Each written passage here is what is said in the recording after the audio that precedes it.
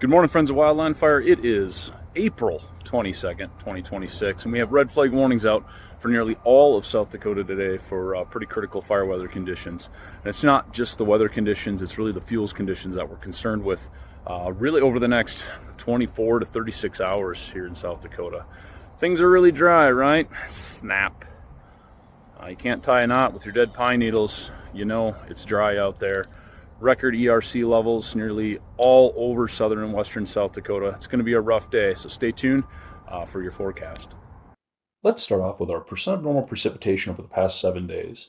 When we have a 7-day or 10-day period prior to a critical fire weather event, that's when we really start to tilt the scales towards big fire growth. And I want to point out that it's been extraordinarily dry over eastern South Dakota, basically no moisture over the past 7 days.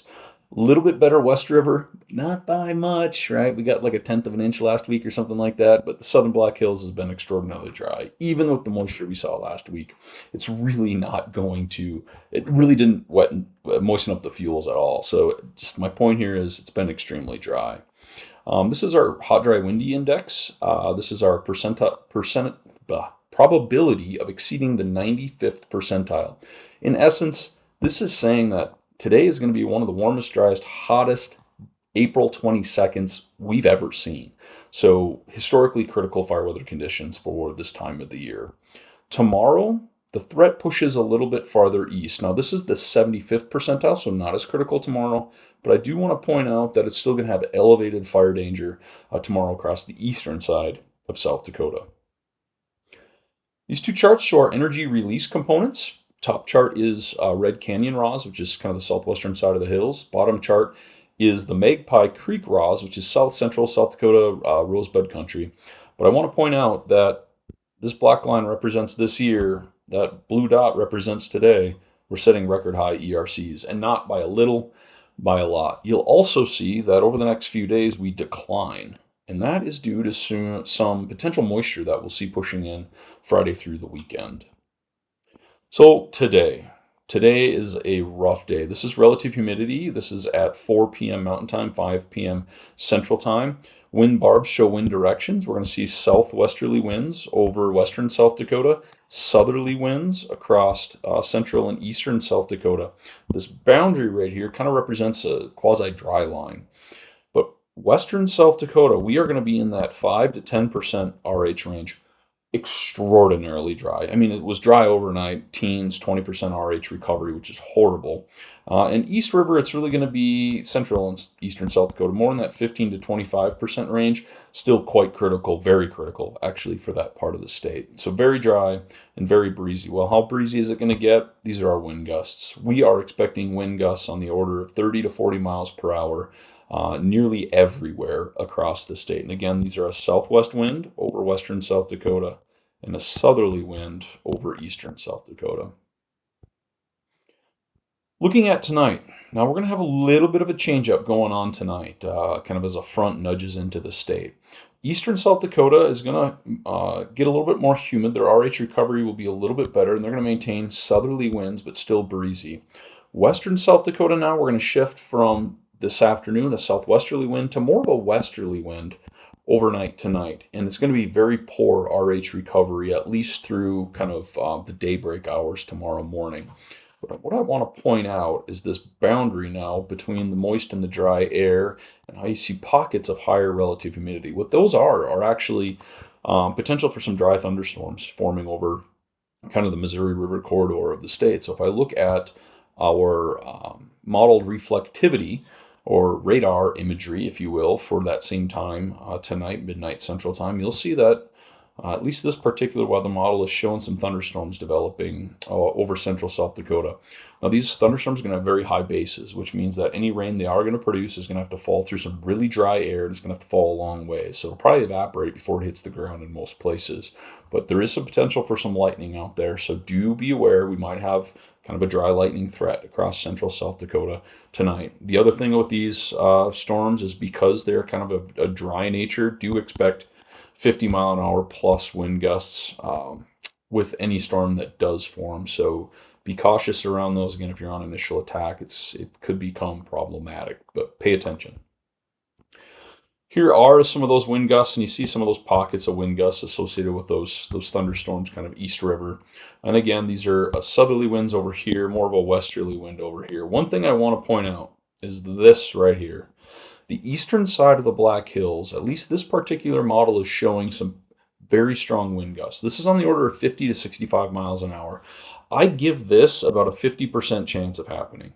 There's some stronger wind aloft. If that wind can make it down to the surface, we will see those winds accelerate on the eastern side of the Black Hills. Now, this is only going to be for about a 3-hour period, but it's something to pay attention to nonetheless. If we get into initial attack in the central or eastern Black Hills, pay attention to this. I will be watching this closely. And if we do get some initial attack, I'll be sure that I'll look at all new model runs to make sure what's going to happen with this, if this is actually going to materialize. But again, slight chance, moderate chance, if you will, for some pretty strong winds over the eastern Black Hills overnight tonight. Again, it's about a 3-hour period surrounding midnight. So tomorrow, the big thing about tomorrow is going to be the cold frontal passage. So the cold frontal starts squeaking into western South Dakota tomorrow morning. And then push east with time. Now, this is for 1300 Central Time or noon Mountain Time. This is showing temperatures, temps across eastern South Dakota, still in the 70s and the 80s. Again, southwesterly winds. Western South Dakota, we're going to be more in the 50s, 60s, maybe pushing 70 in a couple places, but more of a northwesterly wind, but strong winds everywhere. The cooler temperatures of western South Dakota should bring up the humidity a little bit. But again, over eastern South Dakota, strong southwesterly winds and dry conditions. So still critical fire weather conditions over there. But again, even with the higher humidities over western South Dakota, the winds are still going to be honking across the prairies. Wind speeds, wind gusts, 30, 40, 50 miles an hour. It wouldn't surprise me if northwestern South Dakota saw 50 plus mile per hour winds. So again, a very breezy day tomorrow. The northern Black Hills, Bear Lodge, they might get a sprinkle, a splash of snow, something like that with this upslope pattern, but not a lot of widespread precipitation.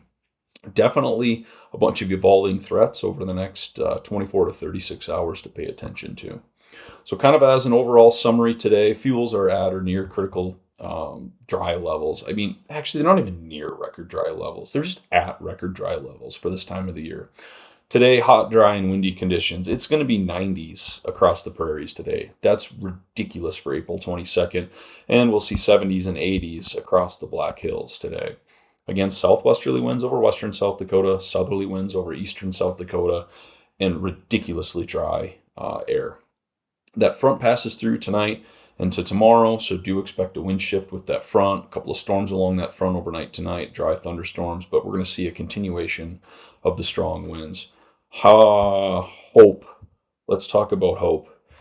Hope is a dangerous thing, right? But there is a high potential for widespread wetting precipitation across South Dakota this weekend. It's kind of a mix of rain and snow. A lot of our models right now are showing anywhere from 0.4 to 0.8 of an inch of precip, pretty widespread across South Dakota. I'm going to keep my fingers crossed that we'll actually get something out of this system. But regardless, it'll take the edge off of the fire danger for sure.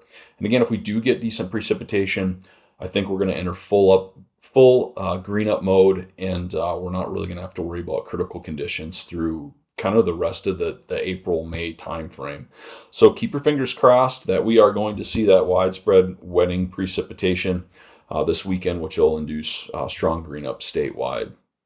Our outlook for the next 7 to 14 days is cooler than average temperatures, along with decent shots of moisture here and there. So I think once we can get through today and tomorrow, we're going to be pretty good shape for the rest of the spring. At least that's the plan at this point. Have a great day. Have a safe day. My contact information is below. Please reach out if you have any questions.